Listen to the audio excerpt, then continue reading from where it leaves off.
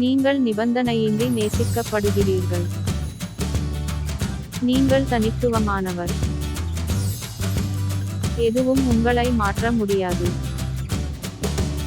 நீங்கள் அழகான ஆத்மா. ஆம், நிச்சயமாக நீங்கள் அழகான ஆத்மா. நீங்கள் எப்போதும் இறைவனையும் அவருடைய வழிகாட்டுதலையும் தேடுகிறீர்கள். நீங்கள் எப்போதும் அவர் முன்னிலையில் இருக்கிறீர்கள். ஆனால் கடவுள் மன்னித்த உங்கள் பழைய தவறை சுட்டிக்காட்டி பிசாசும் உலகமும் உங்களை வீழ்த்த முயற்சிக்கின்றன.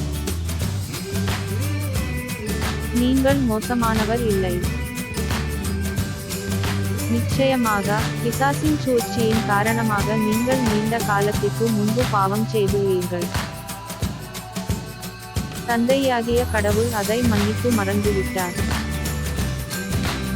சிறுவயதில் குழந்தை உடைத்த பொம்மையை பெற்றோர் மறந்து விடுகிறார்கள். அதுபோல் கடவுளும் உங்கள் தவறுகளை மறந்துவிட்டார். அவர் தற்போது மகிழ்ச்சியாக இருக்கிறார்.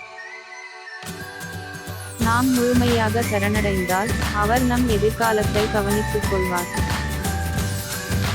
நீங்கள் ஒரு அழகான ஆத்மா. கடவுள் உங்களை மிகவும் நேசிக்கிறார். நம்பு, அவர் எப்போதும் உங்களுடன் இருக்கிறார். அவர் உங்களை ஆசீர்வதிப்பதில் மகிழ்ச்சி அடைகிறார். நீங்கள் கடவுளுடன் இருப்பதால் உங்கள் மகிழ்ச்சி அவரது மகிழ்ச்சி, உங்கள் வெற்றி அவரது வெற்றி.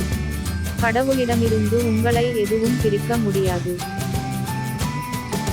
மகிழுங்கள்.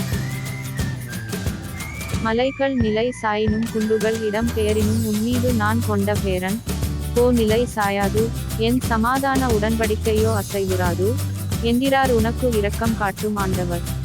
எசாயா அதிகாரம் 54 வசனங்கள் 10. உங்களுடன் அமைதி நிலவட்டும்.